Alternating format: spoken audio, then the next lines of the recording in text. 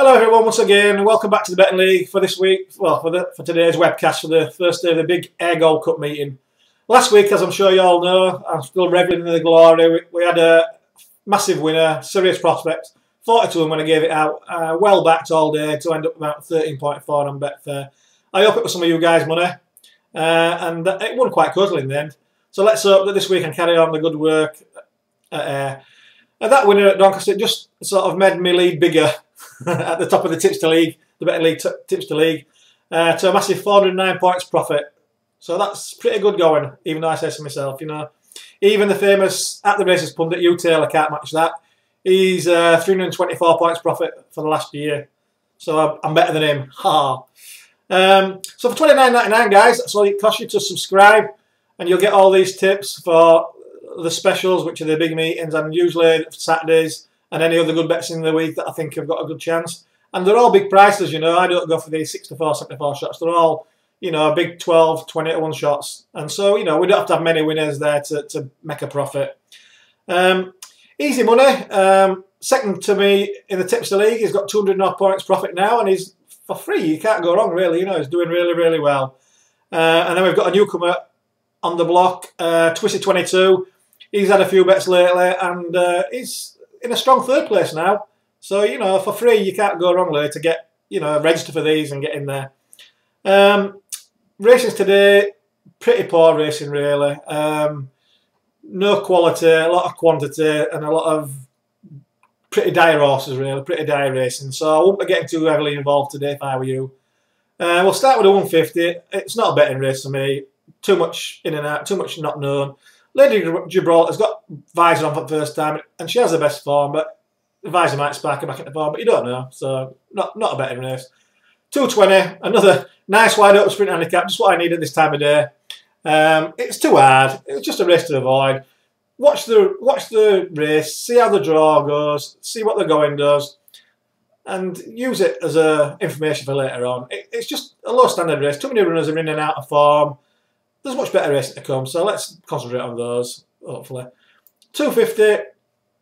I keep going on about these Mark Johnson horses. They're not horses anybody could back. You know, they're in and out of form, win a good race, improve, drop off again, win again, drop the form. John Lightbody is one of those Mark Johnson horses. He won first time out fairly well, came last next time. You don't know what's happening with them. You don't know what they're going to do, so I wouldn't ever back Johnson horses. Shamrocked, the races he's running have not been strongest sort of races. They've been slowly run race, moderate affairs, so I think he might be fine wanting today. Sound Advice, it's consistent, but without looking anything like a world beat, and I would imagine one of the other runners would improve past him. On Newmarket form, I think Bountiful Girl can't beat Storm and Reward, who is better for the weights and actually finished in front of Bountiful Girl, so if you were having a bet, Storm and Reward looks the likeliest winner, but not a betting race for me, because I think it might become a tactical race, and then form goes out the window. 320 race, it's another race not to go on overboard about. Magic Cat, just about the best form in the race, but it's weighted accordingly. Course and distance winner, Silver Round Stable, is too far out of form, and Gelding's the same, so you've got to wait for that stable to come back into form. Silvery Moon, always run disappointingly when going has been like today, soft, so not for me. Vale of Plage from a John Quinn stable, consistent but doesn't win very often. Outpost, wears a visor for the first time, no form at all on turf, so you got to watch and see if he actually goes. You can't possibly back out in the race. I think if you had to have a bet, the race revolves around 3 runners: Breakout, Swiftly Done, and Staff Sergeant. I think the trip might be too short for Breakout and the soft going. I think the combination of those two might do him. Swiftly Done, likes it here, love the going, don't know if he's good enough. Staff Sergeant, will love the going, but I don't know. It's not a betting race for me. Too many imponderables and horses out of form that might spring back to life here, so I won't be having a bet in it.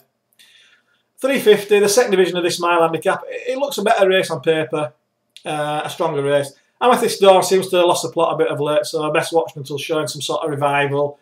Course and distance winner, Daring Dream. Love the going, but I don't think its form looks good enough. Come Here View, it's another whose form I don't think looks good enough to win this.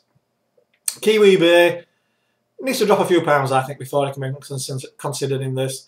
Take It to the Max is consistent, but a lot of weight, and I think the shorter trip and the cheap he's on for the first time are a worry. Why does he need cheap prices when he's been running so well? So not for me. So those are the horses that you think can't win, or I think can't win, and I've narrowed it down just to 3 runners that I think could win. But to find out what they are, you need to have subscribed and you need to be a member. So if you haven't subscribed, get in there, subscribe, and then you might find out what the winner is. Because I think we've got a fairly strong bet for that race. 420 race, Emirates Dream. It's got the form to win this, but none too consistent, even with the cheap pieces back on. So, not for me. I don't think that course and distance winner North Cyprus wants to go in as soft as it's going to be today.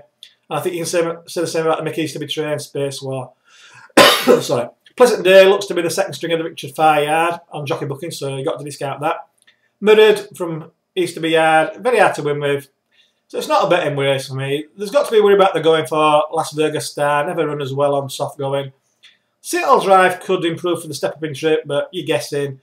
Hot Rod Mama is improving, and Seattle Drive, they've both got good claimers on. Very hard to split. I mean, I'm not sure if Hot Rod Mama's as good over this trip, but I would not like to go against her. And if they were having a selection, I think it would be Scrapper Smith. I thought last time, fairly impressive step-up in trip, and with Julie Burke claiming £5, but I won't be having a bet. It'll just be a watching race. 450, another wide open race and a very trappy race. No bet for me. No betting race. I think that even with Visor Refit, Fish for Compliment from Hannigan ridden and from 5 yards, on downgrade. Not for me. Ria Cabral, too inconsistent. Illustrious Prince has got a lot of weight and has never run on this going this soft, so you don't know what he's going to do. Frontline Girl, been running poorly over further, now dropped back in trip. You never know. Beckham, I suppose, if you were having a bet at 2.5, looks pretty solid for a place bet. If I were having a bet, I think that's what it would be. But he's getting on a bit, and I don't think he'll win, but maybe a good place bet. 520, I'm not even going to go there. It's a weak race, and I won't get involved with it. Come back tomorrow, and I hope we have a bit more better bets for you, a bit more information. Cheers.